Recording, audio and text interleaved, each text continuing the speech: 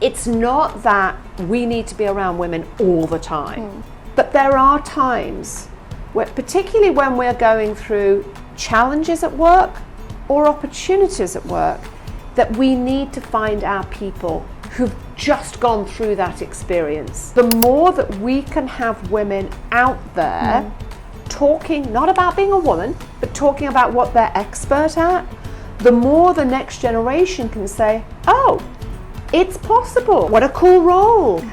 Oh my gosh, I'm going to learn about how do I get to that place. I say to women all the time, when you become a member of 100 women, it's a bit like a gym membership. Just becoming a member of 100 women is not going to change your life. You've got to show up to events. You've got to invest in yourself in the same way that a gym membership does nothing for you. In the surveys we've done with women, one of the things they are desperate for and say that their firm is not providing is transparency around what is the pathway to senior roles. There's somebody at the top who looks like me, but also what's my pathway there? That is going to change the demographics. Not going to happen overnight, right? You don't create a portfolio manager overnight, but I think if we start now, we can see that change over time.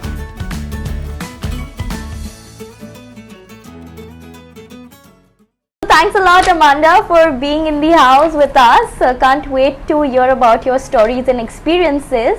I know you studied in the Oxford University and it has given you a lot, while you've also spoken a lot in your interviews about how you have moved out from the UK to the US and how your life has changed with that. So why don't you tell us about this diverse set of experiences you've had over the past few years? Well, thank you so much, and I'm really excited to be back in India. I've been to India twice before, but on holiday. So this is the first time coming in a work capacity, and it's my first time in Mumbai. And boy, am I impressed! It's everything that you expect in India. It's vibrant, it's colourful, it's dynamic, it's chaotic. The driving has not got any better from the last time I was here, but it's an amazing feeling to be here. It does feel like there's been an enormous shift and there's enormous opportunity here. So thank you for having me.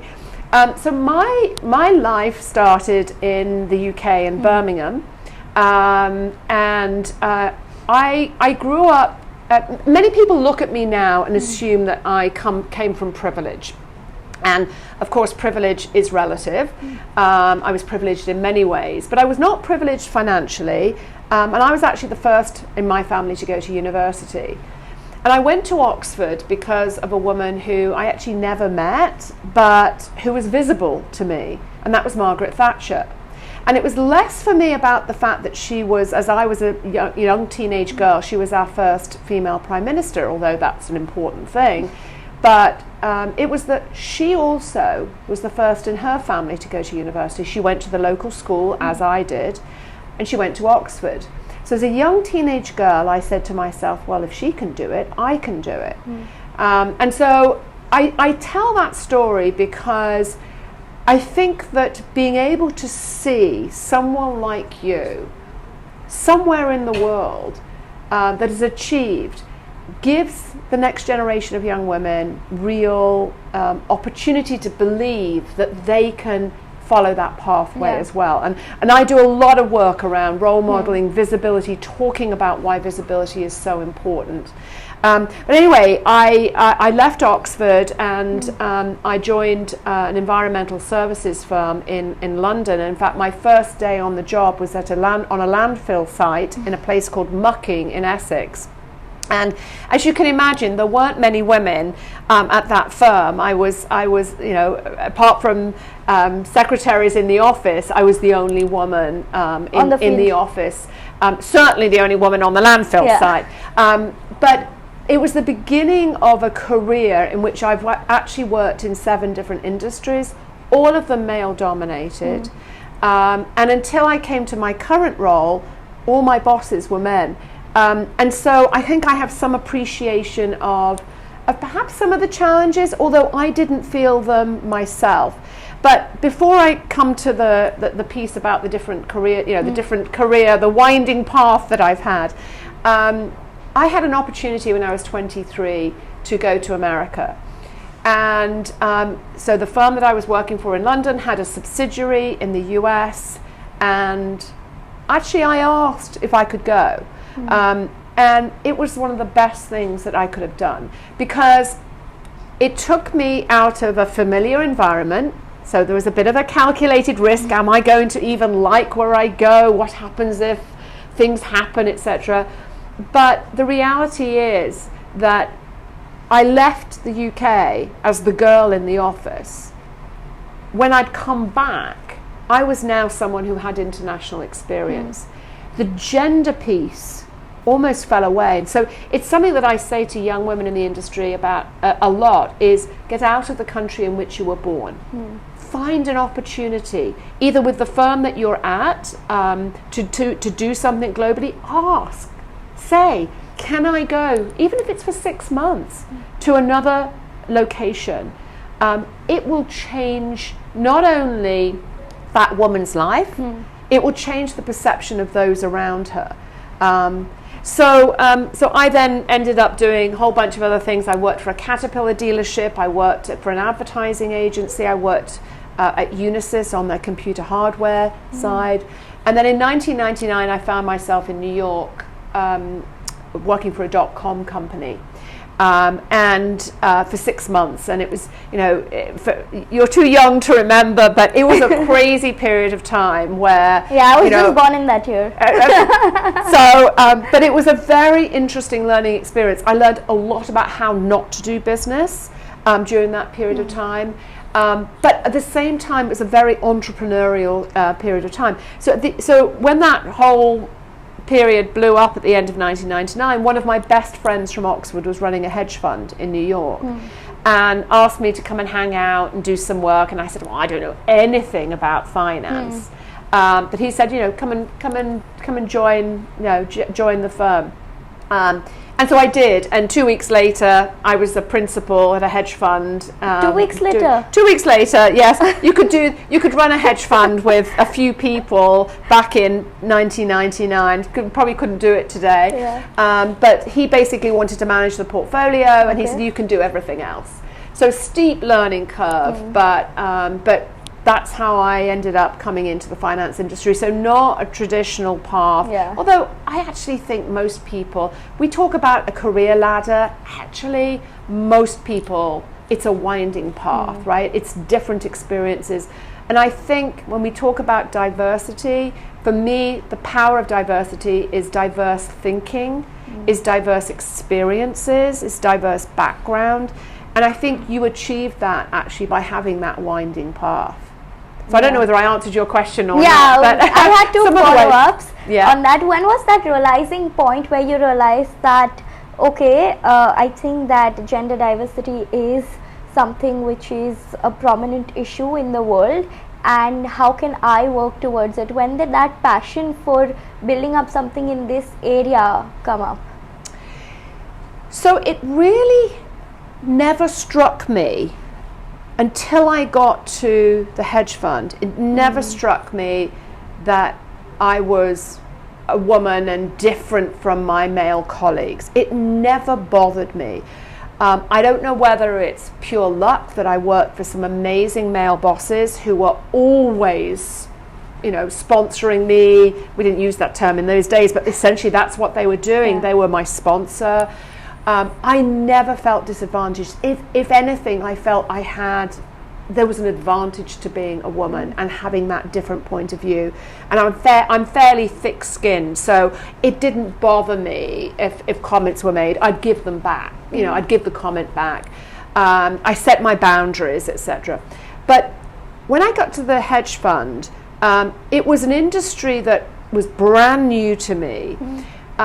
And it's actually 20 years ago that I joined 100 women, what was then 100 women in hedge funds.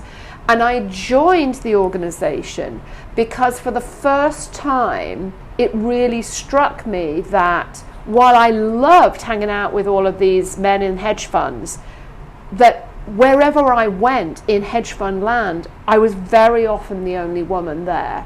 And it's not that I didn't want to interact with men, but number one, I didn't want to ask stupid questions in front of the men.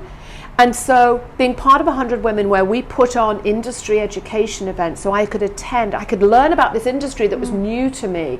I could ask the stupid questions because I was in, we have male members of the organization, but largely in the room and on the panel, there were women. And so I felt that kind of comfort level at asking those stupid questions. But how did you know your question was stupid or no? It's being, no question is stupid, as you know. That's the saying. Yeah. But it felt like I was asking something that perhaps everybody else knew the answer to. Okay. And I think so. That's why I thought it was a stupid question. As it turns out, very often when we ask the question, a lot of other people are saying, "Thank you for asking that question." Yeah, because even we I didn't know the answer to it. Yeah. But it was a space where I suddenly thought I suddenly understood for the first time what other women must have felt like going through their career. It had not struck me until that point. Partly it was not knowing the industry. The second thing that really struck me was that, again, I loved working with men, but there were moments where I just wanted to have a conversation with someone who got me. Where I didn't, and I've said this a couple of times over the last few days, and the women in the room have laughed and the men have been like, never even thought about that. I didn't have to use sports analogies in talking with other women, right? We had a common language because we had a common experience. And so that was my other learning, that actually it's not that we need to be around women all the time. It's perfectly fine to be with men, people from different backgrounds, but there are times where, particularly when we're going through challenges at work or opportunities at work, that we need to find our people who've just gone through that experience of a challenge or an opportunity. And I say challenge and opportunity because very often when we talk about bringing women together to have conversations, it's often focused on what are the challenges at work, what is it, how does it feel to be the only woman in the room, and how do we get over that, and how do we deal with issues like sexual harassment, and of course those are all important, but actually it's not just the challenges, it's the opportunities that we miss if we try and tackle this on our own, right? So what I've learned over the years is that, and I certainly have seen this in my own career, is that women are really bad at promoting themselves. They're really bad at seeing a stretch opportunity and saying, I can do this, I'm going to do this. But they're really good at encouraging their girlfriends to do this. To say, you've got this, you can, this promotion, it's a no-brainer for you. And, and being supportive around that.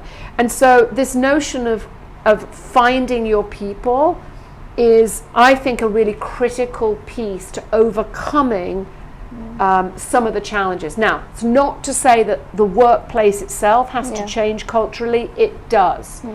But there is a certain element of this that's in our control. When we share something from our experience, there's a saying, a problem shared is a problem halved. It's really true. It's not that the situation itself changes, but our mindset around it changes. And whether that's, overcoming your own lack of confidence in something because someone else says, well, you can do that. You've done it in the past. Go for it. Ask for that big number, right? You can do it. So I think those are the things, that's the point, early in my own career in finance, I began to realize that there were these challenges, but there were also these opportunities that women were not taking up. And as I said, some of that is cultural, some of that is, and so as an organization, our main focus is empowering women at every stage of their career and inspiring the next generation of pre-career women to find that pathway into finance. Yeah. That's what I'm passionate about. Got it. But why do you think women are bad at promoting themselves, but they're very good at encouraging others to get promotion? Why is that so? Well, I mean, we can have a whole conversation about nature versus nurture, and you know, what's the traditional role of women. But in most societies, the traditional role of women was that nurture, and constantly thinking about other people. And I think that sense of always thinking about other people, whether it's our family or our parents, or you know, taking on that role, combined with a tendency for women to be perfectionists, often leads to us not taking those opportunities. I say to women all the time, when you become a member of 100 women, it's a bit like a gym membership, right? Just becoming a member of 100 women is not going to change your life. You've got to show up to events. You've got to invest in yourself. Then your life will be changed. In the same way that a gym membership does nothing for you, right? Yeah. You've got to show up. You've got to do the work. You've got to invest in yourself. So, you know, we can talk about why women are like that. What I want to do is to figure out how can we help women overcome that. And so, you know, some very simple things that we can encourage women to do. So I say to women who take up a membership, promise yourself that you will show up to 3 events in person this year. That you'll show up and you'll stick around. Make the if you've got kids, make the babysitting arrangements in advance. That's the good thing about 100 Women. We plan in advance because we know that women need to have that structure. But promise yourself, and I always say, you will not regret it. So I think it's about giving women permission to invest in themselves, actually. Yeah. It's changing our mindsets again. Around this stuff. And you know, a lot of people say to me, oh well, now you're talking about fixing women. It's not about fixing women. It's about changing mindsets, right? It's not about changing the situation necessarily. It's really about finding a way through so that we can all benefit. Yeah. You also mentioned earlier that women are more afraid to ask stupid questions in front of men, but are very much comfortable when it comes to asking another women. So why is that? I just want to know the rationale behind this, because if we are trying to bring about a change, we might as well understand the reason as to why a problem is happening. So I think it comes back to this whole issue, and it's something I don't think we talk about as an industry enough, about being the only one, right? So I think about being different from the rest of the group, and I think for most women, they've found themselves in that situation. So I think when you're the only one in an environment, you are far more self-conscious of what you're doing and what you're saying and how you are dressed and all of that than you would be if you're with other people who are like you. We're human beings at the end of the day, and as human beings we're tribal. We prefer to hang out with people who look like us, who think like us, who have the same experiences as us, and that's our comfort zone. So if we are creating an environment, and again, I am not saying that this has to be all the time, everywhere all the time, because we've got to live in a world of diverse perspectives. That is the best place. Those environments do produce the best results over the long term. But there are moments where we all need our safe space, our comfort zone, if you like, and that tends to be with people. So that's really that's my explanation, is we're comfortable. We have this sense no one's going to judge us, because they've been there themselves, right? So I think that's what psychologically is going on, that actually we're with our people and it's a family, and you know, you ask stupid questions in families, right? No one, you don't think twice about it. So I think that's the disconnect. Yeah. Speaking of comfort, you also said that women should be comfortable in their initial years to get out of their country, explore opportunities in other places. But looking at the reality, many people don't get that support from their families, at least to begin with, to get out of their countries. So how can we destroy this mindset that, oh, you are born in this country, you will stay with us? In fact, parents don't even let their children to travel from one city to the another in the same country. So how can we get this freedom for women where they can explore the country and the opportunities that those countries have?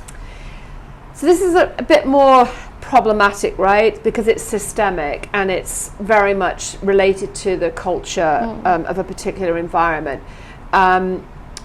And I think it very much depends on the family that you're born into. So I think the work that we have to do is at a societal level.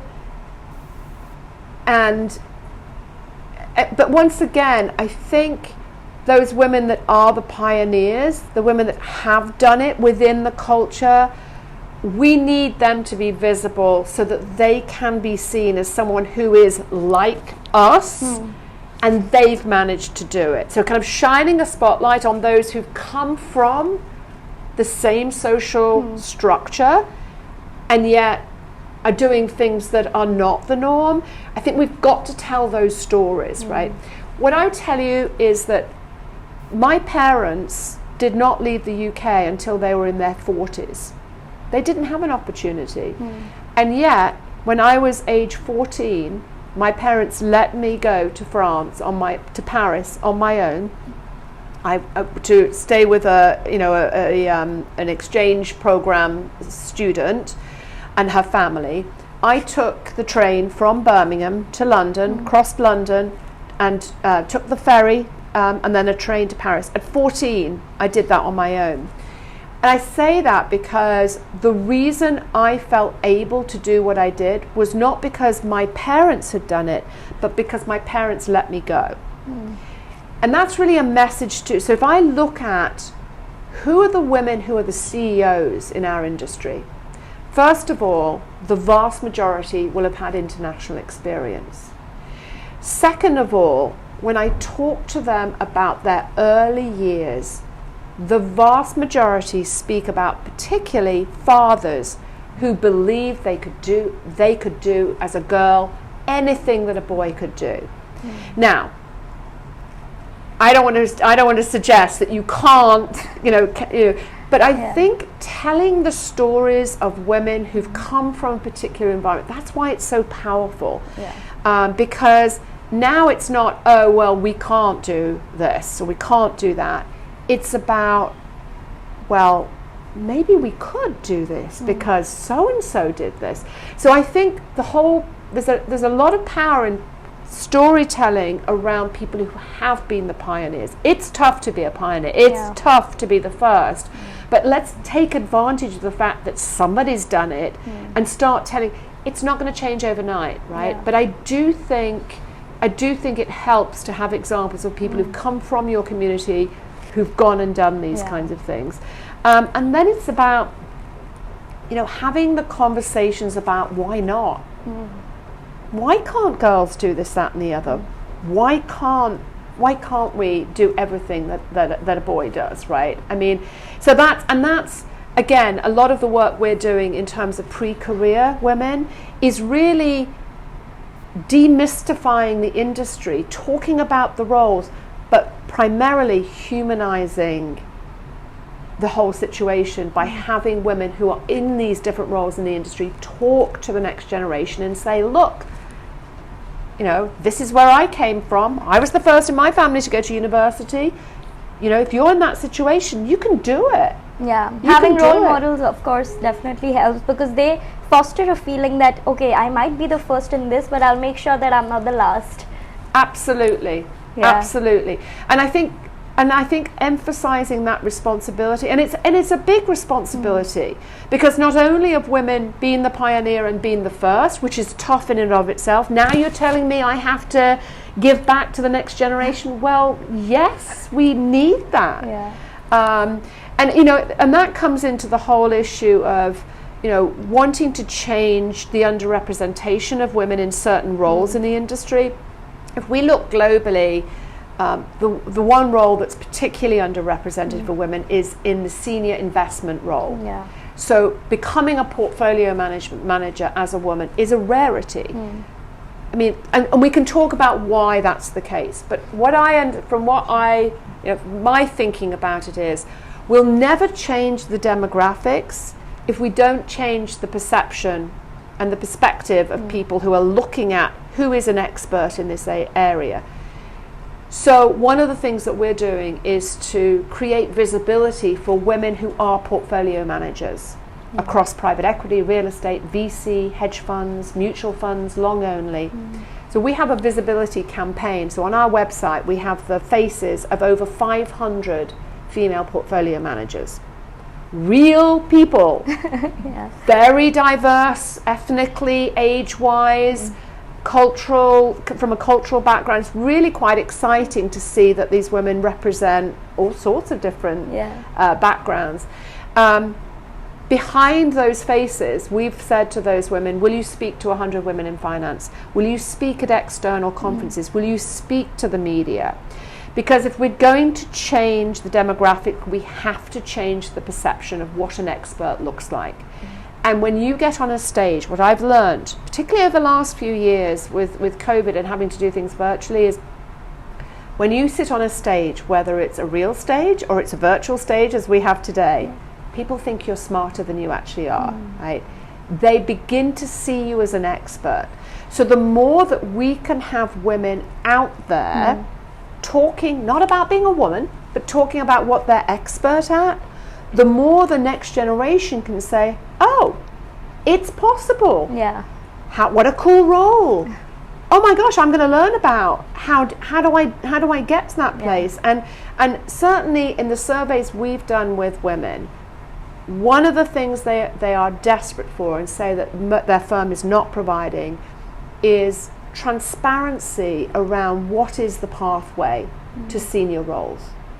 So really being able to say, okay, there's somebody at the top who looks like me, but also what's my pathway there? I think that is going to change the demographics.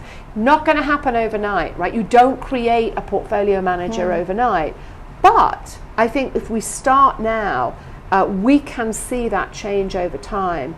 And I'll use an analogy from the UK.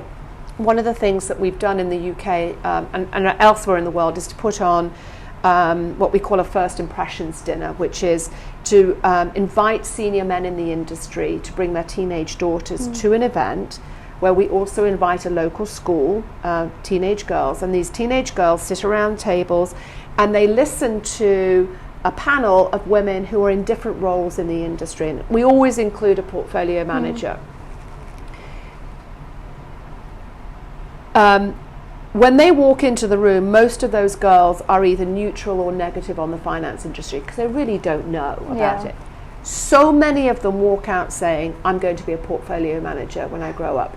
The change in perception and understanding and really getting to to grasp what it is that this role entails and the impact you can have on the world is quite extraordinary.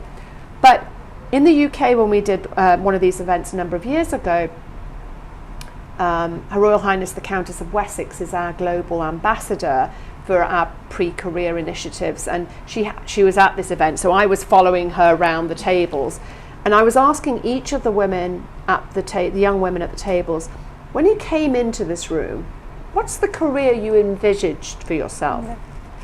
80% of them said, become a doctor. Now, if I reflect back to when I was a teenage girl, I wouldn't have said that. Why? Because when I went to the doctor when I was a teenager, invariably it was a man that was the doctor. The demographics in the UK have changed significantly. More than half of doctors are now women. So in the minds of these girls, when you go to the doctor and you see it's just as equally likely to be a woman as it is a man, they're thinking, well, this is something I can do. Yeah.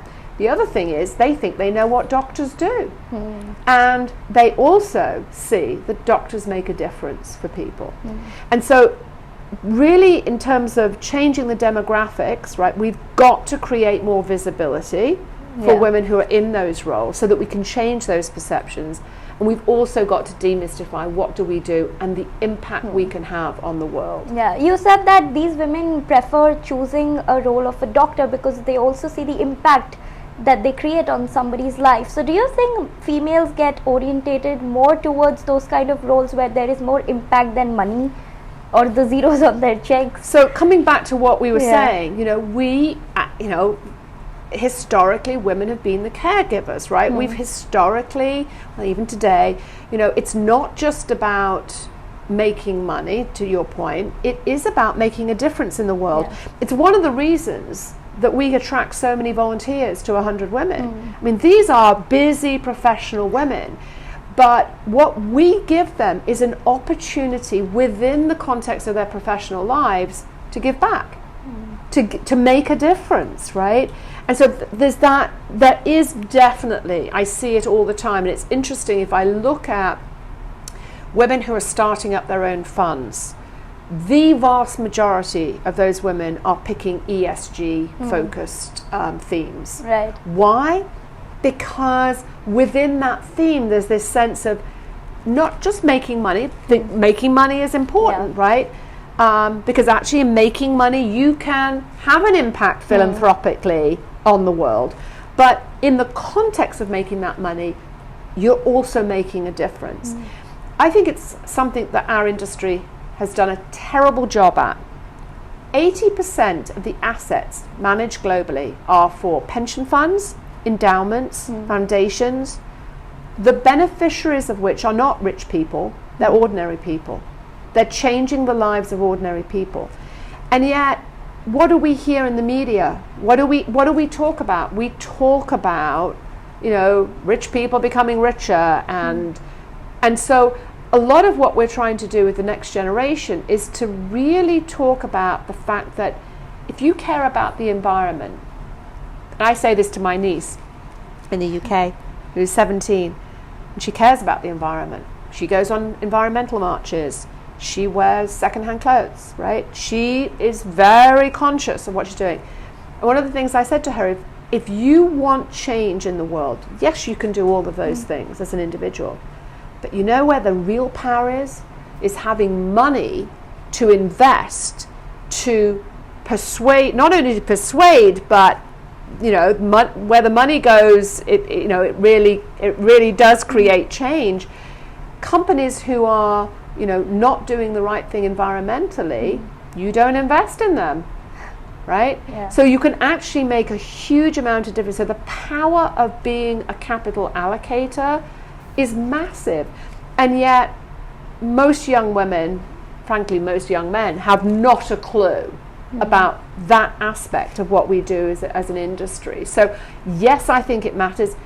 I'm really excited about, I was nervous about the whole ESG movement at first because I worried that women would go into it as a niche part of the market, but it is so embedded holistically in everything now that it's actually great that there's a message out there that of course it's about making money, but actually in the context of making that money you can have an impact on the world. Yeah, that's right. But speaking of the underrepresentation, you were discussing about the case of Nigeria earlier in our interaction. So would you like to give a highlight of that to our audience as to how the representation of women there in senior positions is such higher, even more than UK or US, which is far more developed countries?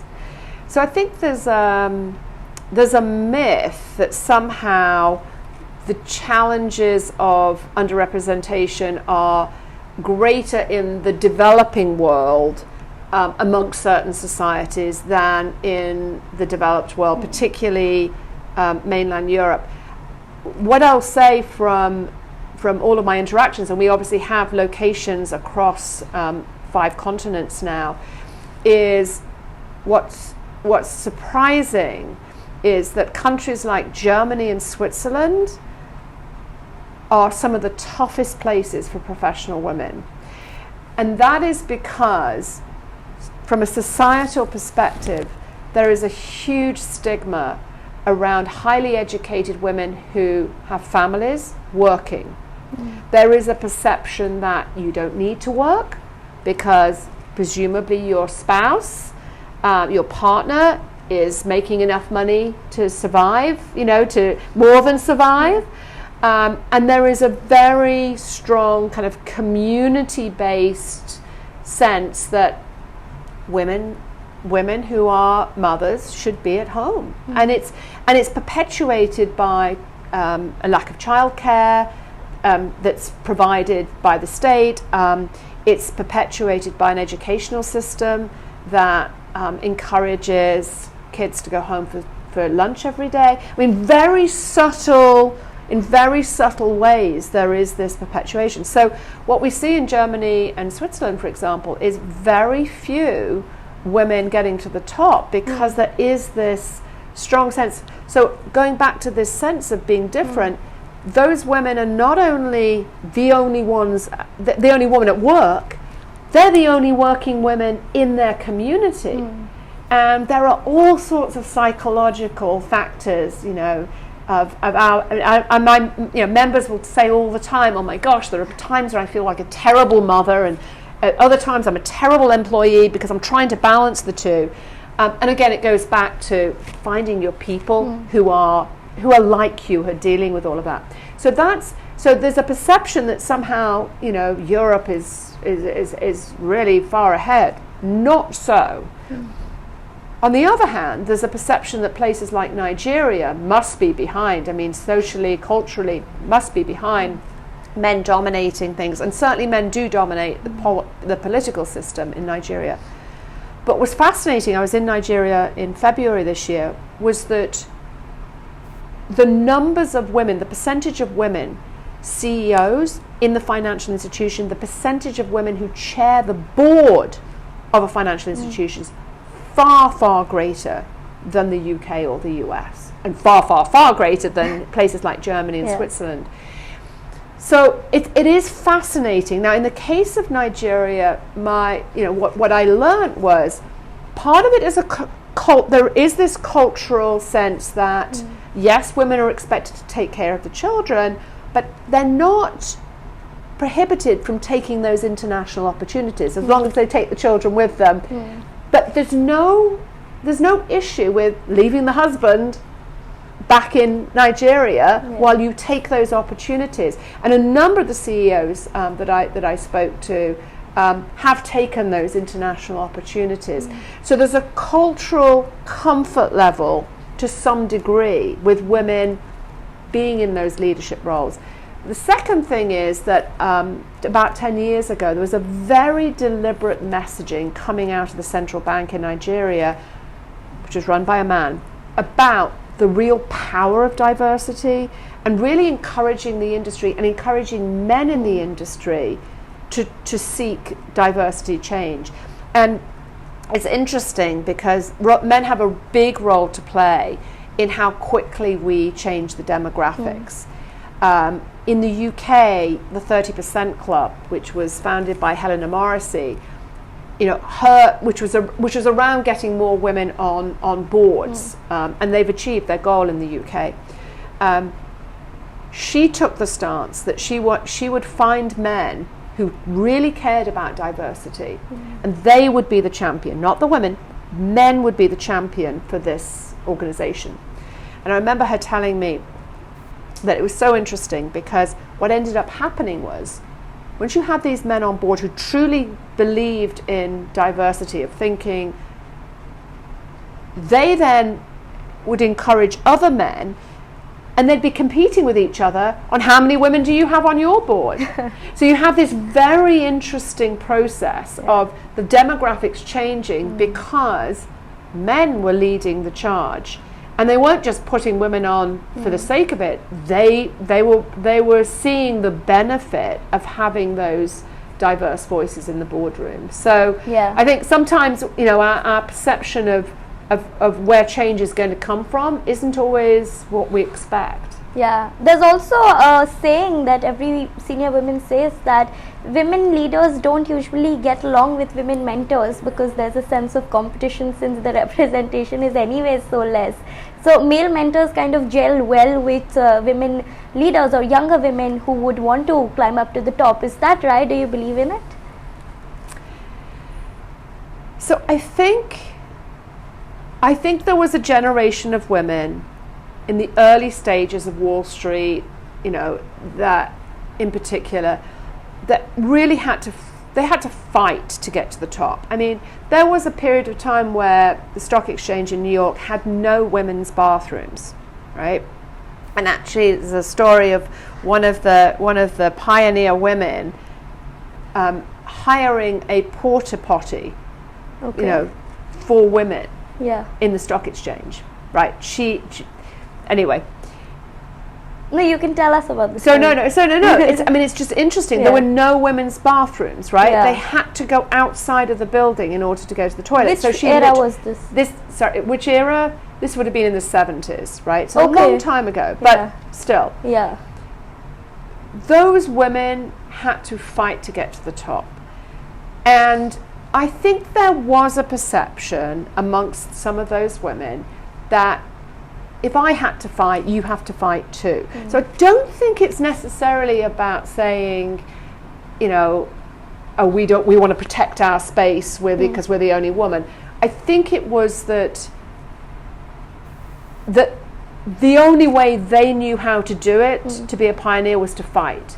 And so this notion of, oh, let's make it easy, wasn't part of their mentality. So I don't think it was deliberately, oh, women not wanting to help women. I don't think that's the case, but I do think that they saw the way they'd got there and felt like everybody else had to do the same. What I'd say is, even amongst those women, over the last 5 years, I've seen a dramatic change with senior women. And I think the change has happened because they are shocked that, in particular, on the investment side of the business, nothing has shifted for 20, 30 years.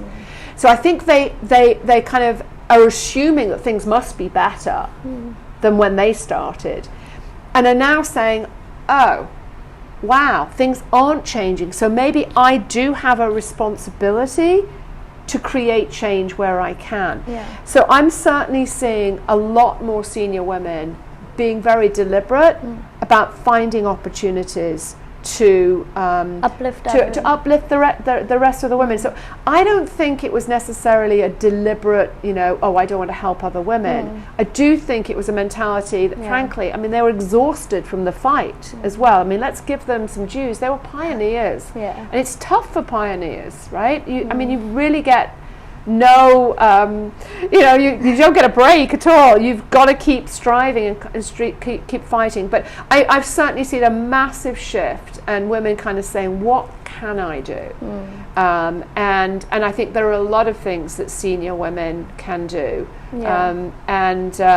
So yeah, you know, I think things are shifting quite significantly now. Talking about the shift, do you think that this representation number will at least change 20-30 years ahead? I just heard one of your interviews where you said that the number might get to 30% but not 50% in terms of male and female representation at work. So why is that? So it's not representation at work. I think it's really, so what we're striving for in Vision 30 by 40, which is something that came out of our 20th anniversary last year, is we want to see 30% of senior investment professionals be women by 2040 and 30% of executive committee roles be women. Now, as I say, that's not to say there aren't lots of other roles. Those are the two roles that continue to be massively underrepresented in the industry and have not shifted. They're very stubborn in terms of the numbers. So if we look at senior investment professionals, and we're doing some measurement work around it, about 10% of the world's fund managers are women. That's across private equity, real estate, VC, hedge funds, long-only mutual fund. Higher long-only mutual fund, far worse on the PE VC side, but about 10%. That number has not changed in 30 years. Okay. So we're wanting to shift that Yeah. number from 10% to 30%. For the reasons I've said, you don't just create a portfolio manager. So we need 20 years to get there. 30% is a critical number because it's the number at which you're not the only one. There are others around you. You now have a much greater sense of, in terms of having others who come from a similar background, etc. And your voice is heard at 30%. Yeah. So that's why we've said 30%. Why not 50%? Because at the end of the day, we have to be realistic. There is a biological difference between men and women. And there are going to be women who could become portfolio managers, who choose to raise a family and not work. And I'm certainly not going to say that's not what's the right thing for them. Now, I think we're seeing some shift in terms of parental responsibilities towards more men taking on those roles, but I don't think realistically we'll ever be in a place where women are 50% of the people at the top. And that's purely that's nothing to do with skill set or ambition. It is just that there are going to be women who make that choice in life. It's just the way believe. How God has made us, maybe. Yeah. But I think again, I don't think it has to be 50% in order to create the changes that we want to see. I think 30% is enough to really create a culture where women can see that it's possible. Yeah, but you said that the change wasn't brought in the last 20 years. So what happened in the last 20 years that the number remained 10%, and how are we going to reach to 30%? Not even double, but it's triple the jump. How are we going to achieve that? So I think there's been a lot of great effort over the last 20 years. But I think I say to people all the time, we are a smart industry, right? Well resourced. If this was a simple thing to solve for, we'd have solved for it. I think in the past, the efforts have been well-meaning, but I think a lot of the thinking has been way too short-term. So in many parts of the world, there have been targets imposed on the industry in terms of what diversity should look like. I'm all in favor of measuring, but I worry that if you set targets that are unrealistic over a short period of time, first of all, you don't meet them, or if you do meet them, they've been manipulated in some way, or you end up with not with the best talent out there. It's someone who's been given that slot or perceived to have been given that slot because of a quota, right? So I think partly it's let's make sure that we're not being short-term around this. But we're in an industry whose targets are short-term. Quarterly results, right? Constantly looking at what's the return day to day. So you've got this challenge that everyone wants to, hurry up and get this done, right? But actually changing human behavior, changing perceptions, changing demographics is not instantaneous. So I think the first step is to say, and this is why we set our vision for 20 years, is to say, let's give ourselves the time to try lots of different things. So I believe that rather than one magic bullet, where we are seeing change in firms, in those demographics that I talked about, these firms have been deliberate about bringing about a whole bunch of different internal and external initiatives. And they're trying all sorts of things. Yeah. And I think if we have the time, we can try lots of things, pause, measure the impact, figure out what works, double down on the things that work. So rather than saying, well, we tried and it didn't work, oh well, we're constantly learning what works, what doesn't work. but we're doing it over the long term. So what I'm suggesting is we start now, but we are creative. And one of the things that we've done at 100 Women this year for the first time is to introduce a corporate DEI award. Okay. This is given to a company that is actually showing progress around senior investment professionals and around executive committee representation of women. And we are also, so as part of the application process, they give us the numbers, which we won't be publishing, but they also talk about what are the initiatives that you've put in place, internally, externally. And what's encouraging is that there is movement amongst firms that are actually deliberately putting in place from the top a bunch of different initiatives. It does work, right? Putting these things in place does work, but you've got to have a long-term mind frame and frame of mind around this. So we'll see. I mean, it's the grand experiment, but I know that what we've done in the past hasn't created change, and so I think the combination of firms making those changes, along with our efforts around empowering women in the industry, changing the perceptions of what an expert looks like, encouraging women to be more visible, encouraging women to stick with it and find that pathway. That's the way we're going to get there. I think having a women leader at the top is also very beneficial, because if we look at Canva's example, Melanie Perkins, who heads the organization, she has 40% women representation, which is much higher than the industry average of 28%. So I think having more women in the leadership positions will definitely bring about. There's no doubt about it.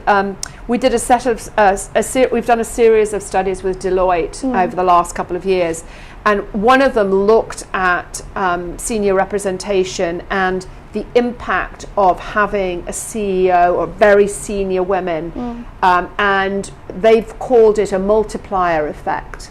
So if you have a woman at the top, you are more likely to have women at every stage of their, of the career within that firm. And I actually think it's going to be in an era where there's huge talent competition, for the best and the brightest. I actually think those firms that have more senior women at the top are going to be the places that women want to work. So it's going to be less around, it's politically correct, and more around, it's a talent issue. And how do you attract that talent? Well, talent will go where they believe they're going to have the best opportunities. And again, it goes back to that visual of seeing that it's possible to get to those senior roles as a woman. Just slightly moving away from this heavy topic, I would also want to throw some spotlight on you being around the royal family. We all have seen your images on Google while researching about your journey. So would like to know, how did you get in touch with them and started to work with them on some philanthropic efforts? So I think it's 12 or 13 years ago, we have a tradition at 100 Women of putting on gala fundraisers, and in the past those fundraisers were for external charities around a couple of different themes that were important to us as an organisation. We've subsequently shifted to raising funds for our pre-career initiatives and our own kind of internal focus on ensuring that we get to Vision 30 by 40. But back in the day, where we were focused on external organisations, we'd done a London gala, and we'd raised significant funds for an organisation called Wellbeing of Women, which was a charity that Princess Diana was involved with. And it was part of the Lord Mayor's appeal for a particular year. So the Lord Mayor of London picks a couple of charities. Anyway, this was one of their charities. And Prince William, as he was at the time, was patron for the year. And so we actually raised a significant amount of money for this organisation, and were invited to the conclusion, the Lord Mayor's banquet at the end in Guildhall. So myself and the chair of the board of 100 Women at the time went to this event. And we got to meet Prince William in the reception, and we talked about hedge funds, actually. It was kind of funny.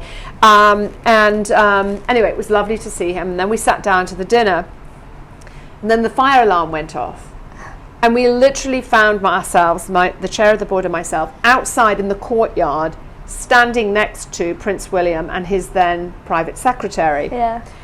And so we got chatting, and the private secretary was saying, "Oh, so what are you? Why are you here?" And I said, "Well, we've raised significant amount of money, and in fact, during the event, it turned out that of all the firms that were there, we'd raised more money than anybody else. So it was kind of like, it was kind of an interesting conversation. Yeah.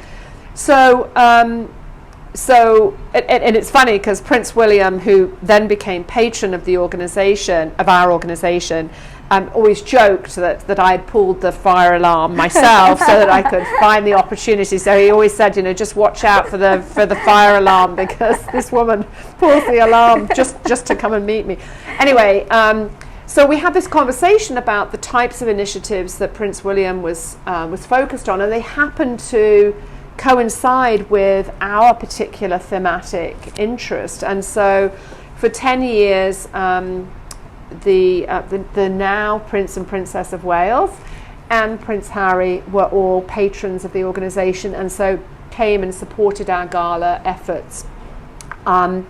That era, obviously, they've moved on as royals, etc., and their focus shifted. But we were really happy, and continue to be really happy, that through a number of different circumstances, we were then able to persuade Her Royal Highness the Countess of Wessex to become a patron of the organisation. And Her Royal Highness comes from a professional background herself. So she's actually a fantastic global ambassador. She's been to a number of locations around the world with us. I could probably persuade her to come to India for us, actually. But no, she's a fantastic representation, and so she now attends our gala. But yes, it is kind of funny that when you Google me, I come up with it's usually with the now Princess of Wales, with our gowns and a commentary about what she's wearing, etc. And yes, it's kind of funny to be in People magazine. Although invariably, you see my arm in it, because they're really not interested in me. They're interested in what she's wearing. But it's been a wonderful. I mean, they've all been fantastic, and I got to meet the Queen a number of years ago, and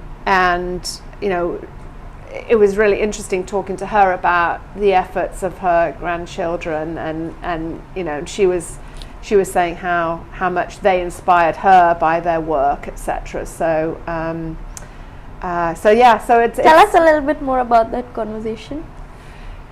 So it was actually on my 50th birthday. Okay. And it was actually at Buckingham Palace, and I'd been invited by the Countess of Wessex. There was a gathering of their patronages, and so I was invited to come. And so the Queen, who she was certainly shorter than she used to be. She shrunk, but as was usual with the Queen, she wore something very bright. But what struck me about her was, so there was a speech made, and then the Queen was on the go, and she hustled, right? I mean, her security people barely keep up with her. And at whatever age she'd have been in her 90s, right, at that point, just extraordinarily energetic. And again, very brief conversation, but she knew her stuff, and I think this is what's coming out in the different conversations, is that she was incredibly well read, incredibly well informed. So when I said to her, it wasn't just a pleasant, oh yes, I know about what, she described some of the work that her grandchildren were doing and talked about why it was so important. And so a moment in time, right? And I'm so sad about her loss. I think we thought she would keep going forever and ever and ever, but her legacy continues. It does continue, and I think a remarkable legacy of public service, of by the way, working as a woman, into your 90s. Correct. I mean, an incredible example of what we should all strive for. Yeah, indeed. But with this, I'd like to just be aware of your time as well. We are running short on time, but really great chatting with you, and I'm sure that women in finance, the chapter that you are bringing into the India region, will be a super hit, the way you've done it in other countries as well. But thanks a lot for coming over in our studio for recording this, and pleasure to host you. Oh, it's been lovely. Thank you. Thanks.